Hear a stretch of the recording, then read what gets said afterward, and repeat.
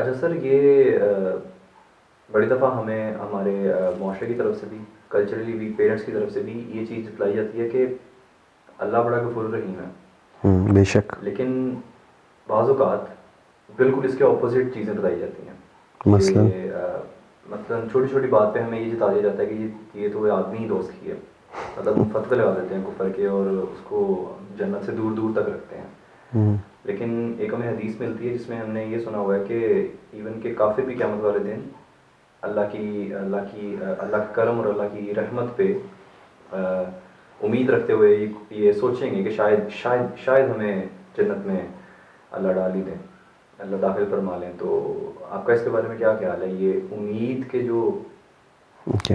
Hope کا جو بسم اللہ الرحمن الرحیم. بیٹا دیکھو، دو تین چیزیں ان کو سمجھنا بڑا ضروری ہے، because as a mind scientist میں بہت ساری چیزوں کو، یا مائنڈ انجینئر میں بہت ساری چیزوں کو جب سمجھتا ہوں نا، اللہ کے احکامات کو، خاص طور پہ اللہ کے نبی صلی اللہ علیہ وسلم کی حدیث کو، تو میں دیکھتا ہوں کہ ان کا ہمارے مائنڈ پہ کیا اثر پڑ رہا ہے. اچھا، پہلی چیز تو میں یہاں پر آپ نے جو بات کی نا کہ جی وہ ہمیں مایوسی کی دی جاتی ہے، یہ وہ، اور ایک بڑی عام آپ نے سینگ بھی سنی ہوگی، مایوسی کفر ہے، رائٹ. میں ابھی ریسنٹلی حدیث سنی، شیخ یاسر قادری ہیں، آپ کو شاید سنا ہو آپ نے ان کو، میں اکثر ان کا ذکر کرتا ہوتا ہوں اپنے لیکچرز میں بھی. انہوں نے اللہ کے ناموں پہ بڑی خوبصورت سیریز بنائی ہے، تو اس میں وہ حدیث سنائی انہوں نے، اور وہ حدیث سن کے میرے رونگٹے کھڑے ہو گئے. ہمیں جب کبیرہ گناہوں کے بارے میں بتایا جاتا ہے تو ہمیں کیا بتایا جاتا ہے؟ آپ کو پتہ ہے کون کون سے گناہ ہیں جو گناہ کبیرہ ہیں؟ سب سے پہلے شرک، تو اس پہ تو اس کے نمبر 1 ہونے پہ کسی کو کوئی ڈاؤٹ نہیں ہے، ایسا ہی ہے. لیکن پھر کیا کہا جاتا ہے؟ والدین کی نافرمانی، زنا، یہ گناہ کبیرہ ہیں. جبکہ جو حدیث انہوں نے سنائی وہ میں حیران ہو گیا سن کے. اکبر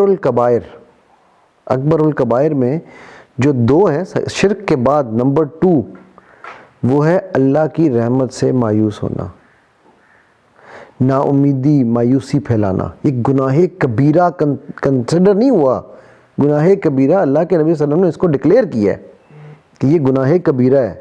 ٹھیک ہے، یعنی اس کو اللہ کے نبی صلی اللہ علیہ وسلم نے گناہ کبیرہ ڈکلیئر کیا ہے، اور اللہ نے کیا، نبی نے کیا تو ظاہر اللہ نے بھی کیا صلی اللہ علیہ وسلم. ایک چیز جس کو گناہ کبیرہ کہا گیا، جس کی وجہ سے شیطان کو الرجیم کہا گیا، اس کو ابلیس کا لقب دیا گیا، اور ہم نہ صرف یہ کہ اس پہ خود بلیو کرتے ہیں بلکہ اس کو ہم پھیلاتے ہیں اور بڑے فخر سے بتاتے ہیں کہ جی آج کل یہ بڑے ڈپریشن میں ہیں، یہ بڑے ڈاؤن ہوئے میں ہیں، پتہ نہیں جی اللہ تعالیٰ کو مجھ سے کوئی پیار ہی نہیں ہے، پتہ نہیں اللہ ہے یا نہیں ہے. ہم اس طرح کی باتیں عام کرنا شروع کر دیتے ہیں اور لوگوں کو سنتے بھی ہیں. مجھے یہ سمجھ نہیں آتی کہ اچھا میں اس کو تھوڑا سا ریلیٹ کرتا ہوں، میں نے بتایا نا مائنڈ کے حوالے سے کہ اس کا مائنڈ پہ کیا ایفیکٹ ہو رہا ہے. آپ نے بات کی ایک مایوسی کی، دوسری آپ نے بات کی امید کی.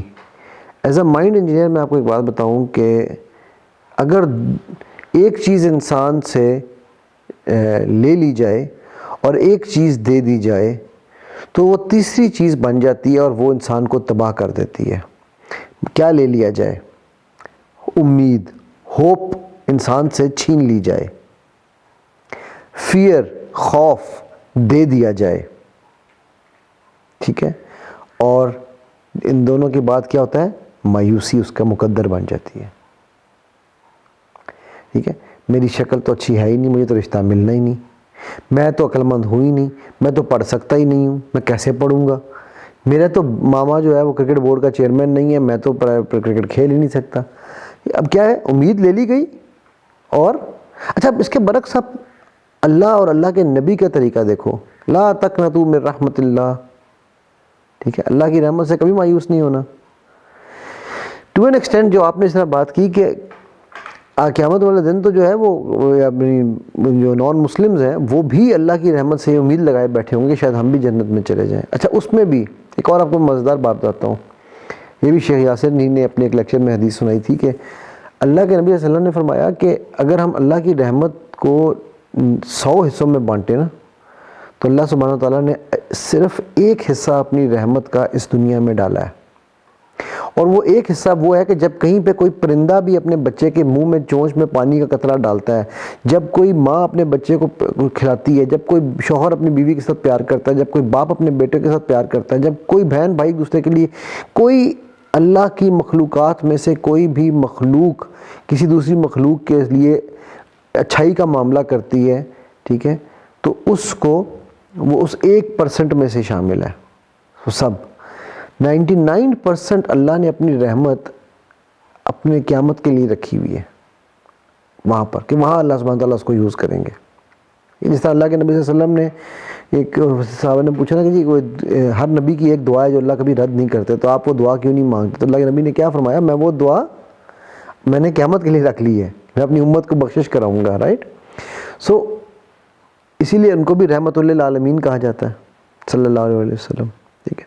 سو بیٹا میں بڑا میرے زندگی کا ایک ہی مشن ہے، وہ ہے self awareness to come out of مایوسی.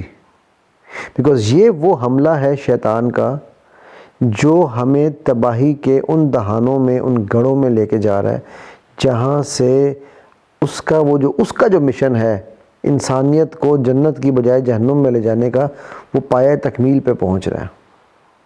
سو اس لیے میں تمام ان لوگوں سے جو اس پہ بات کرتے ہیں اس معاملات میں، اور جو یہ کہتے ہیں کہ جی خراب ہو گئے، یہ ہو گئے، میری یہ ریکویسٹ ہے کہ خدا کا واسطہ ہے اس کو جانو کہ یہ گناہ کبیرہ ہے. شرک، ان الشرک لظلم عظیم. اس سے بعد نمبر 2 ہے یہ مایوسی اللہ کی رحمت سے. اور سوچو یار، کیا یہ کہیں ہم نعوذ باللہ من ذالک اللہ کے ساتھ بدتمیزی تو نہیں کرنے کی کوشش کر رہے ہیں کہ ہم کہہ رہے ہیں اللہ تجھے کیا پتہ تیری رحمت تھوڑی ہے؟ نعوذ باللہ، کہیں نعوذ باللہ اللہ کے ساتھ اس کی انسلٹ تو نہیں کر رہے ہیں. ٹھیک ہے. تو اس لیے مایوسی کفر جو ہے نا، میں واپس کی طرف آؤں گا، وہ واقعی ہی کفر نہیں ہے، وہ گناہ کبیرہ ہے اور کفر ہی تک ہی ہے. ٹھیک ہے. سو وہ تمام لوگ جو اس گناہ میں پھنسے ہوئے ہیں، میری یہ بڑی ہمبل سی ریکویسٹ ہے اور التجا ہے کہ اس گناہ کو گناہ جانیں. بلکہ میں تو یہ ہم جب آپ ویڈیوز کے ٹائٹلز بناتے ہو نا، تو اس پہ میرا خیال ہے ہمیں یہ ٹائٹل ہونا چاہیے کہ اب اکبر الکبائر، گناہ کبیرہ ہیں کیا، یہ تو سمجھو.